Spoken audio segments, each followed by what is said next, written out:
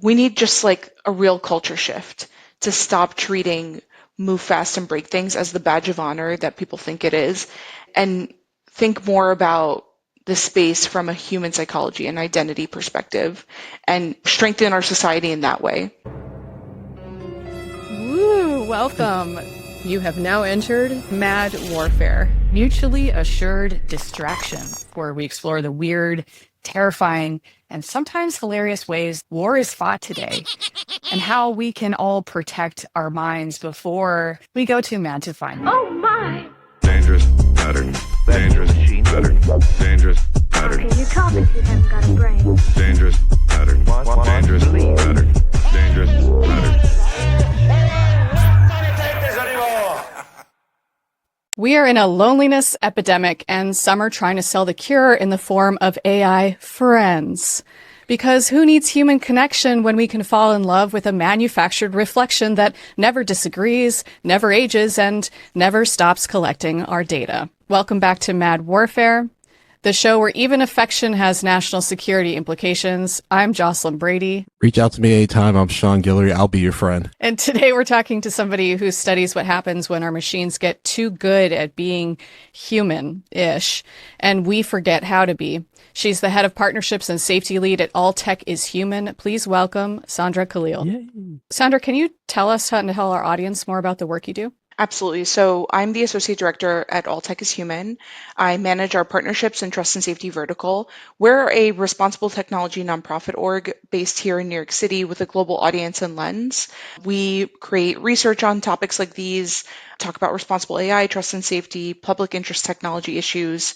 We are a convening partner of many organizations that create these tools. We work with governments, we work with civil society actors, grassroots organizers, to really be a agnostic space where these folks can come together and think about how to ensure these technologies serve the people that are using them in a positive way. Wow, no small feat. You know, it's like we're seeing already some of the deadly side effects, kids who commit suicide after chatting with these AI creatures. I don't even know what to call them. AI things. What else are you seeing that we should be paying attention to, and what are the other guardrails that are in progress? Yeah, for sure. First, children and vulnerable users, that includes the elderly, that includes people who are emotionally vulnerable for whatever reason, maybe like a tragic event has happened in their life. We definitely see cases where there are positive use cases, but there are also really negative ones that even include death. We've already seen cases where kids in mental health crises are turning to these AI companions or chatbots, and the response can sometimes result in deeply unsafe advice. There have been cases where not only kids harm themselves, but also receive sort of feedback on how to harm others around them, and that's really troubling. It's not hypothetical. There's real litigation happening around these AI-linked suicides, like you mentioned before, Jocelyn. These systems, they don't have a clinical background. I would say, as we mentioned at the top, there's also a national societal sort of vector of harm because we're operationalizing AI chatbots, companions, agents, etc., at a scale where you can create a real vector for manipulation. You can give them access to other apps, your email, your photos, your whatever other platforms that you're using, and they can make decisions on your behalf while they collect data that any company or entity, let's call them entities, would be dying to get their hands on. That is a serious vector for harm, for societal distrust. They don't have to be malicious to be risky, these systems. Actually, they're not even really built to be malicious at all. They're built the way they're built. It's perhaps like we as humans have nefarious intents behind them, but they just have to be really poorly aligned, not secure, and maybe a little persuasive for someone who lacks that discernment for things to get really hairy. And the third thing I'll say is we have this innate need for innovation, and we're not thinking about the sort of cascading effects with national security. You know how they say kind of move fast or fall behind country X, move fast and break things? This framing it actually creates like a pressure for companies to ship really powerful products and have little safety oversight in the process, right? So by us rushing to make things essentially less secure, that doesn't bode well for the society at large and for the people that will become their users. Insecure systems, addictive systems, influence driven systems, they are all national security risks.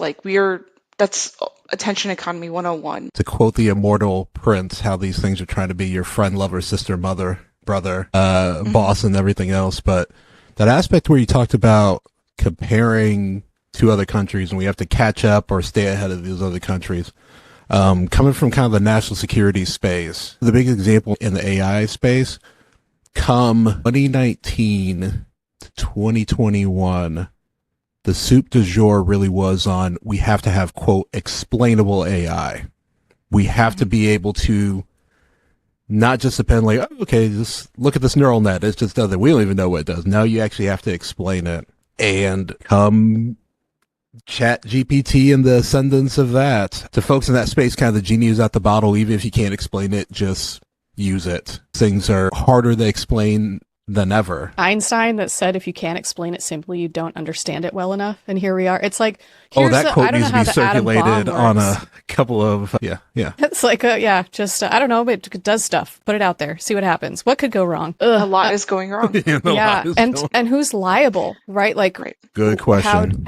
where are we with that? 'Cause if some person takes their life based on what this thing told them, who faces any consequences, if anyone? Yeah, I definitely want to get into that because we're seeing some really interesting developments there. Jocelyn, you bring up a really good point. So that is a potential solution that I want to get into, product liability. We're seeing some great organizations pop up or existing civil society organizations supporting the families of these victims. I don't know if I can call it AI assisted suicide. That might be a tough term to swallow, but I hesitate to use that term. But we are seeing a ton of support emerging to help create product liability case law for the AI systems. And so I would turn your attention to an entity called the Social Media Victims Law Center. They are a brilliant organization of lawyers that are helping to create case law on these topics. And for those who might not be familiar, Section 230 basically gives immunity to platforms for user-generated content. They're saying Section 230 of the Communications Decency Act is no longer. These platforms are completely different than what we intended and when that was created. And we have to hold the companies creating these tools liable for what's to come in the end. These AI systems, there are clear design defects where you can cause foreseeable harm. And I think the product liability route is one that will see not only some justice for the families who have lost loved ones, but also some real meaningful sort of consequences for the companies that have largely been protected by antiquated laws. Well, the thing is just really interesting. I've been to y'all's wonderful events. There's always a criticality in terms of things AI, but y'all never go as far in terms of like, all right, we just need to get rid of these damn things. We need to get rid of AI. And that kind of like nuance in there, I think makes your space special. Do you think that's like a correct characterization in terms of what y'all and, all tech is human are trying to do? Like, no, like we actually do want these things. Again, there needs to be a right way that like keeps really like humans, it's in the name, kind of in mind when these things are getting created. We definitely take that agnostic approach by design. We believe that bringing the different stakeholders to the table, even when they might be at odds with one another, this is absolutely a way to get real meaningful change in the child safety space, especially. I would say, it's hard to take an us versus them approach. I respect the people who do it, but it's hard, like it's like don't be a hero, like the best way we can really get this done is to work within the systems that exist. And in the long term, like that's a near term sort of achievement, but in the long term, think about what it looks like to design systems that really truly benefit the user and where the user is seen as a valuable stakeholder in its development and deployment. and its design, right? So yeah, all tech is human takes that really, to a fault sometimes, takes that really agnostic approach and brings all the stakeholders to the table to say, you all are actually unlikely allies. Our founder, David Ryan Polgar, calls it strange bedfellows, but I use unlikely allies. It's to say, the mention of a bed, I don't know, it doesn't have a good ring to That's it fine. sometimes. That's It's like that should be the name of the AI companions. Right? Strange bedfellows. fine. That's the next episode. We're gonna That's the dive into title. strange bed. But I like to call them unlikely allies to say there's actually room for you all to agree on real change that can be made. We're like the convener for that. You can view us as like a multi-stakeholder convener, like a neutral sandbox for these people to get together. And we have it's the proof is in the pudding. I think the nonprofit sort of civil society space, their real leverage and power stems from the ability to create that sort of healthy competition between the companies and get them to be people of their word and say, you put out that you have all these great sort of support systems and guardrails and you're compliant with everything. Okay, but like come to the table, let's really assess that and let us give you our perspective from what we've seen and be people of action in that discussion. And this is fantastic in terms of engaging in with the different companies. I've been amazed in terms of your events, like kind of like dignitaries of different countries usually showing up and having conversations, and even conversations about how their countries or their regions are dealing with AI. Do you feel like there is a country or a region that's just like knocking it out the park in terms of on the government end, in terms of putting up those guardrails? We'll keep it to the positive in terms of like who's doing great so we can use that as like a North Star. There are countries that are taking a lead on real regulatory might when it comes to these companies. The fact that they're even trying and that they see this as necessary and critical is commendable for me, even if the actual outcomes are not arriving at the conclusions that we Fair want or enough. not having sort of like as much teeth as we want them to have. I look to like, you know, the success of the Australian e-safety commissioner, her team's work on protecting kids online. Do they always get it right? It's yet to be seen. There's a lot of debate on the approaches, but the fact that those debates are even happening and it's a concerted effort, like a cohesive effort, is enough for me to applaud. The UK regulator is often bringing in subject matter experts to look at their policies. We just met with the Singaporean government, a ministry that is looking to put out resources on how to engage with these platforms in a healthy way. Even just having like a blanket sort of regulatory regime is commendable at this time. A personal opinion, something we should think about from a US perspective instead of having sort of like state-based legislation, which is commendable as well. That patchwork of legislation makes it really challenging when it comes to compliance for these companies. And so where will the gold standard lie for the US? It's yet to be seen, but we have work to do there. But I'm really encouraged by the state-based sort of approach for now, because it's showing that lawmakers are seeing the gravity and the concern from the victim perspective, and that something needs to be done. Almost like we could be a United States on this matter. Exactly.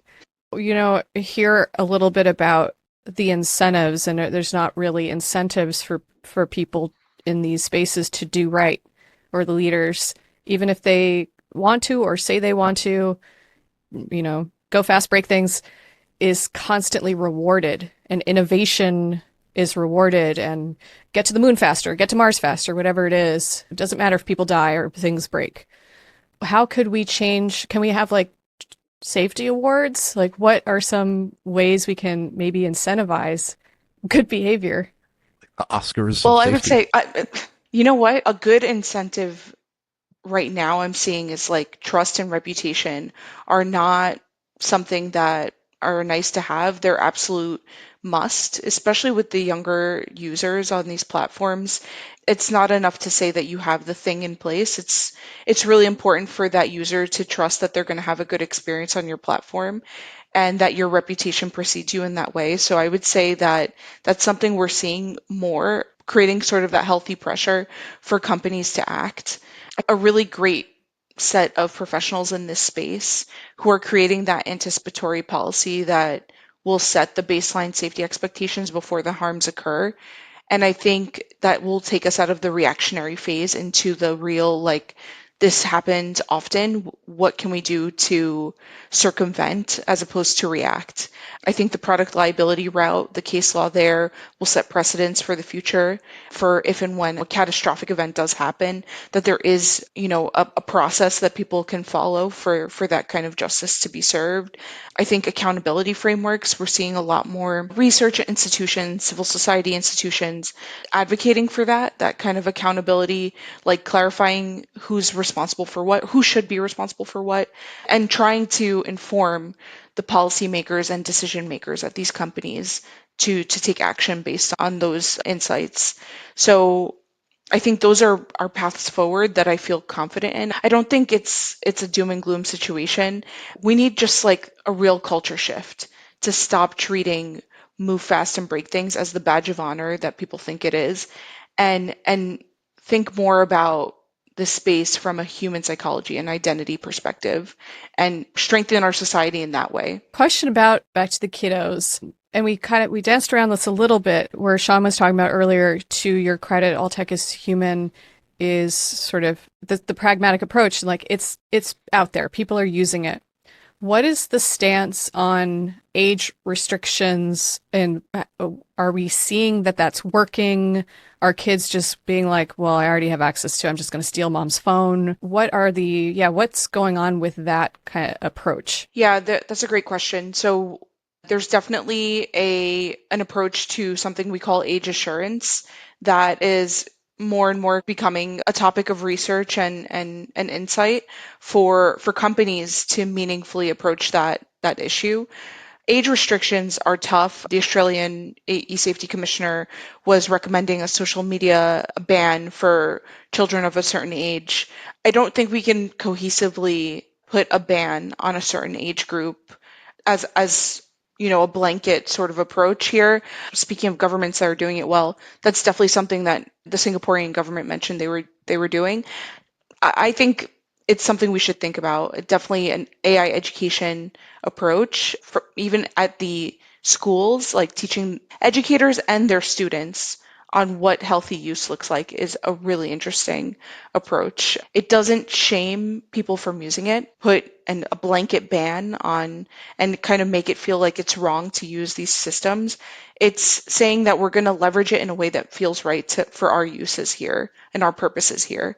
Anything else that you would, if you could change, ta-da, tomorrow is different with respect to all of this that's going on? What comes top of mind? Some of this is already happening, but just to put it all in one happy package, I would say real governance is needed. I want the governance to be centered on the human outcomes of not the corporate interests, not the technical capabilities, but really thinking about human outcomes, mandatory safety benchmarks before we deploy these products, not putting things in a pressure cooker and saying we'll deal with the cascading effects of that later on. Having audits that have real teeth and real consequence for companies if and when their systems are not up to snuff. And finally, something that All Tech is Human is really focused on, a participatory approach when the communities can really inform and shape the norms that govern these technologies and assist in the design, development, and deployment of these technologies, not just the companies. It should be something from the ground up, and that's something we strive to create through our programming. And we mentioned this earlier as well, treating the AI systems with a real regulated category like we do with engineering, like roads and bridges, medical devices, pharmaceuticals, seatbelt Firearms. usage. Yeah, exactly. We need to see a design around something that mimics that with an understanding of the real deep connection that requires that oversight. Have there been kind of like conversations in different spaces on AI and what it could be doing like right now and in the future to workforce, and how in terms of governments can do to like deal with the issue? I don't know how to deal with it. So Workforce development is one of our key pillars with All Tech is Human.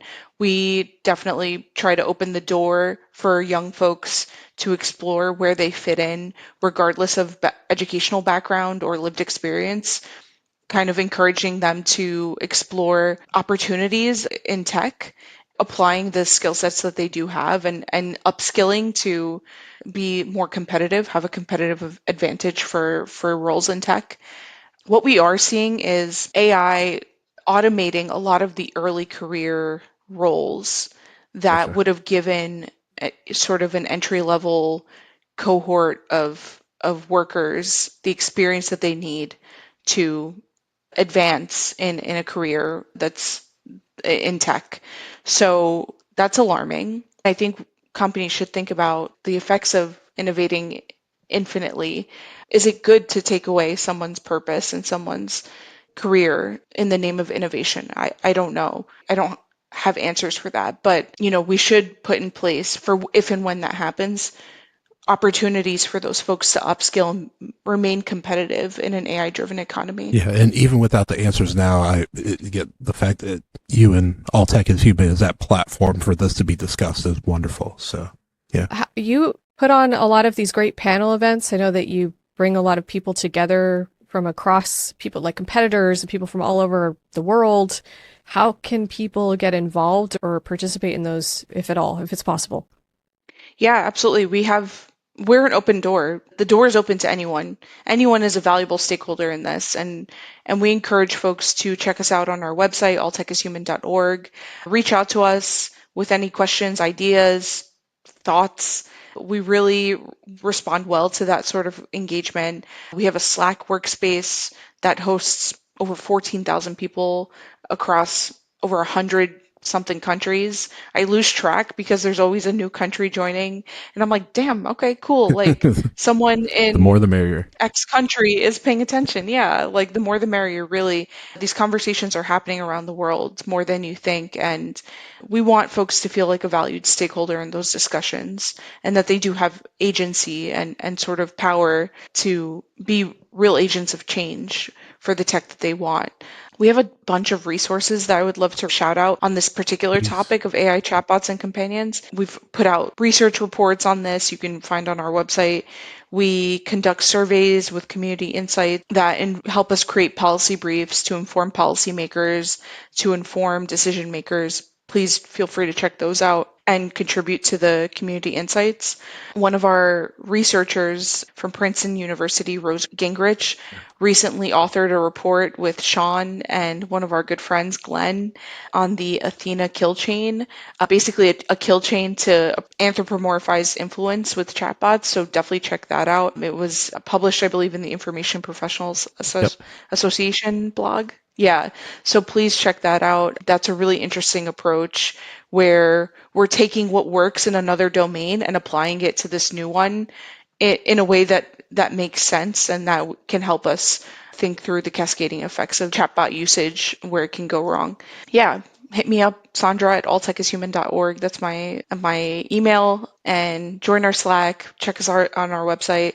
Come to our events. We have events in New York City, San Francisco, DC, London, and we're always expanding. So we want to expand that sort of reach. I nominate Portland to that city list. Please, we'd love it. Anything else you want to shout out, promote, or any, parting tips? I would just say, like, people should have hope that there are really good people in this space still fighting the good fight. Every day, I meet researchers, designers, policymakers, community organizers who care deeply about technology serving the people and building tech that expands our dignity and doesn't diminish it. I'm also seeing young people step out in a really inspiring way. They've grown up with these harms. They have seen the effects of unregulated technology usage, and they're really demanding something better to the point that they are taking stances on the Hill and taking meetings and speaking to our lawmakers and holding their feet to the fire when it comes to supporting these at-risk populations and technology usage. So I really commend them. And I think the companies, to their credit, are finally realizing that the trust, the reputation, it's a real competitive advantage now. It's not something that's nice to have. So all that being said, we are not doomed. We just have to be intentional. And I think my work with All Tech is Human has been really rewarding in that sense.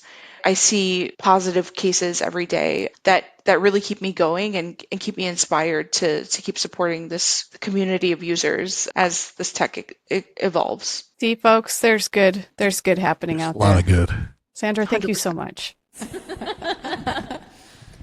I've come to talk with you again. Come and be inside my head. Cancel me, cancel me. I got things to say, you can cancel me. Cancel me, cancel me. I got things to say, you can cancel me. Cancel me, cancel me.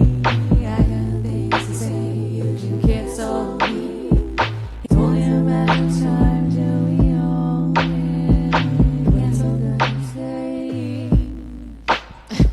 It's only a matter of time till we all win. Cancel the say. It's only a matter of time till we all win. Cancel the say. Cancel me. Cancel me. Cancel me. I got things to say. You can cancel me.